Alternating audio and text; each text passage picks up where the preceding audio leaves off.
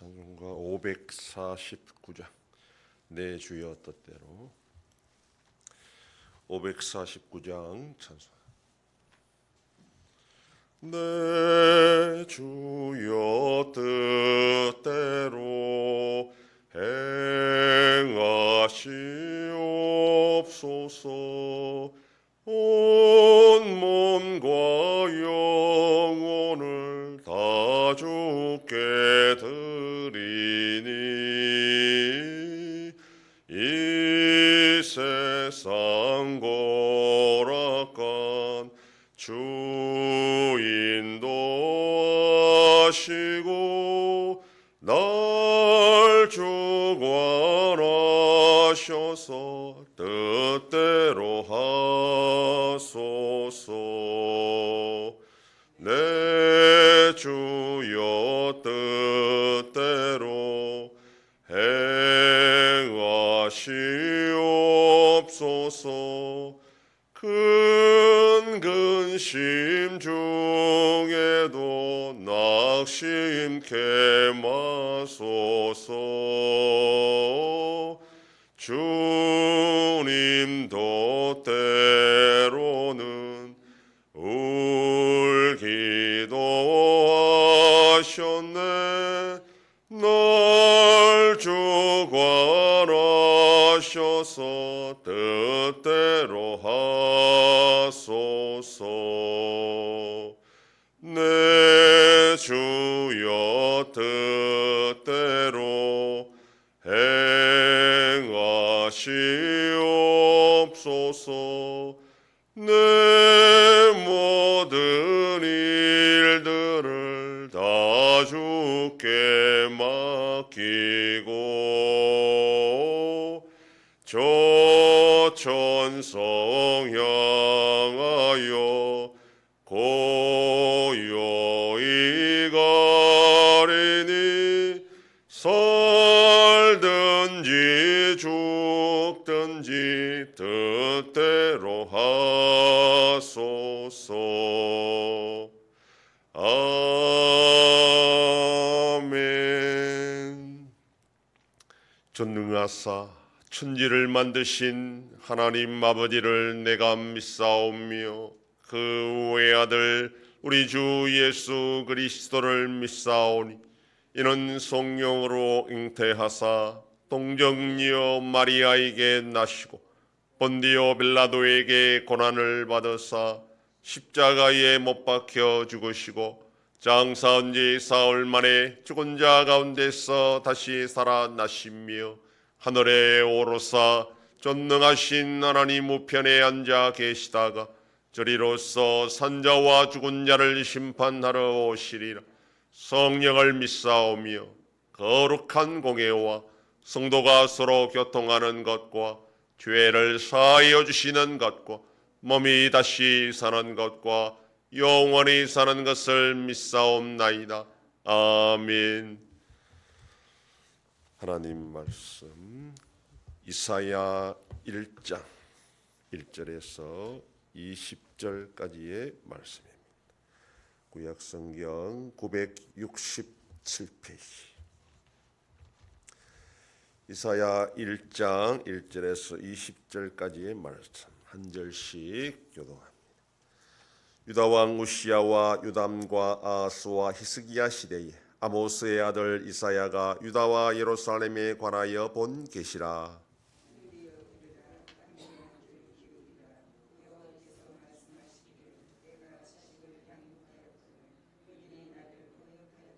소는 그 임자를 알고 나귀는 그 주인의 구유를 알건만은 이스라엘은 알지 못하고 나의 백성은 깨닫지 못하는도다 하셨도다.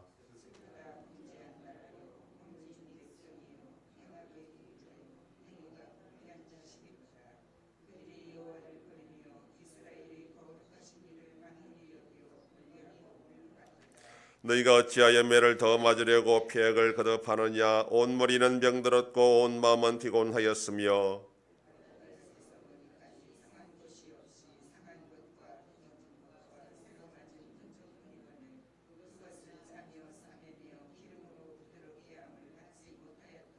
너희의 땅은 황폐하였고 너희의 성읍들은 불에 탔고 너희의 토지는 너희 목전에서 이방인에게 삼켜졌으며 이방인에게 파괴됨 같이 황폐하였고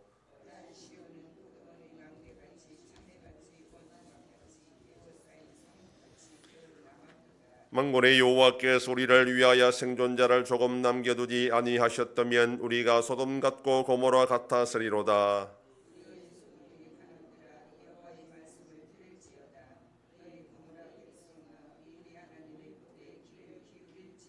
여호와께서 말씀하시되 너희의 무수한 재물이 내게 무엇이 유익하뇨? 나는 순양의 번제와 살찐 짐승의 기름에 배불렀고 나는 숭아지나 어린 양이나 순념수의 피를 기뻐하지 아니하노라.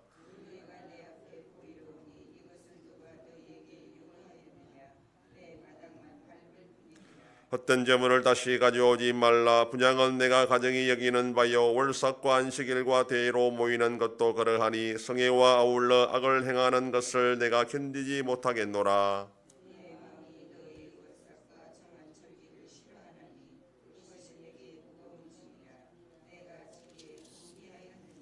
너희가 손을 펼 때 내가 내 눈을 너희에게서 가리고 너희가 많이 기도할지라도 내가 듣지 아니하리니 이는 너희의 손에 피가 가득함이라.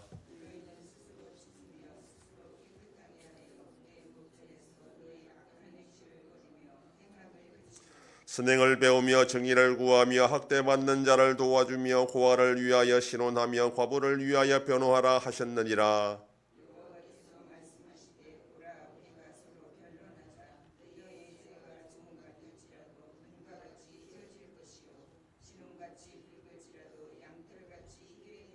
너희가 즐겨 순종하면 땅의 아름다운 소산을 먹을 것이요 너희가 거절하여 배반하면 칼에 삼켜지리라. 여호와의 입의 말씀이니라. 아멘.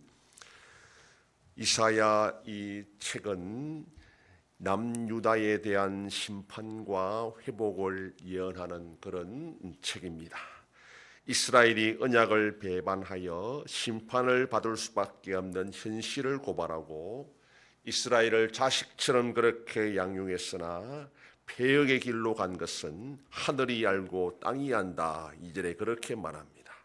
짐승도 주인을 아는데 이스라엘은 그것을 모른다라고 3절에 책망하고 있고 그 이유는 4절에 나오는 것처럼 하나님을 만홀히 여긴 결과라 그렇게 말합니다.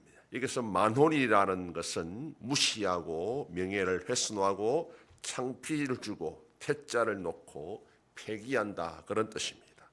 하나님의 용서가 반복되면 죄에 대한 내성이 생겨서 더 이상 은혜를 은혜로 여기지 않고 죄를 죄로 여기지 않고 하나님도 쉽게 생각하는 때에 이 만홀히 여기는 그런 모습이 지금 이스라엘에게 나타났다는 겁니다. 아수르가 북이스라엘을 멸망시킨 후에 지금 남진하여 예루살렘을 포위한 상태가 지금 5절로 8절에 나오는 그런 상태입니다. 그럼에도 하나님은 언약을 폐기하지 않아서 남은 자를 살려두었는데 마치 소돔과 고모라처럼 그렇게 완전히 버림을 받지 않았다. 9절에 그렇게 또 말씀하고 있습니다. 10절에서 15절 말씀은 유다의 패역함의 실체를 고발하고 있습니다. 남유다는 하나님을 향한 율법이 여전히 살아있어서 열심히 제사를 드리고 절기를 지키고 그렇게 했습니다. 성회로 모였습니다. 그러나 성회로 모였지만 악을 행하였고 기도하는 손에는 피가 가득하였고 악행을 걸칠 줄 몰랐다. 선지자는 그렇게 고발을 합니다. 선행과 정의를 모르고 사회적 약자에게 무심한 이 상태를 하나님은 더 이상 참아보고 두지 못할 상태다 그렇게 말합니다. 남유다가 망한 것은 제사를 드리지 않았기 때문도 아니고 율법을 지키지 않았기 때문도 아니고 기도를 드리지 않았기 때문이 아니라 하나님의 마음이 무엇인지를 알지 못하고 자기들 마음대로 하나님을 섬기고 율법을 지키고 제사를 드리는 데 있다라는 것입니다.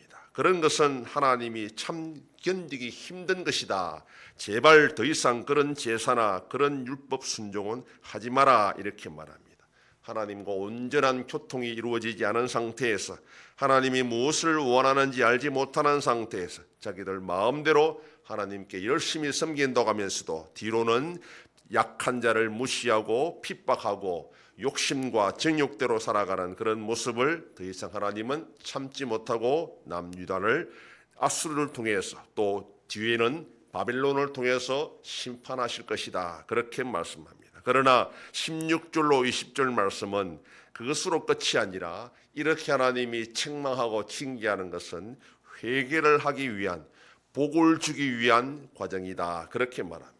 피 묻은 손을 깨끗하게 하고 악행을 멈추고 선을 행하면 하나님이 다시 그들을 회복시켜 줄 것이다. 그러나 끝까지 지금의 그 모습 그대로 악을 행하면 심판받아 멸망할 수밖에 없을 것이다, 그렇게 말합니다. 아직은 기회가 있습니다. 혹독한 책망한 유다를 버리거나 포기했다는 뜻이 아니라 하나님이 그들을 회복시키고 복을 주기 위해서 순종의 길과 배반의 길을 지금 선지자를 통해서 제시하고 있다라는 것입니다.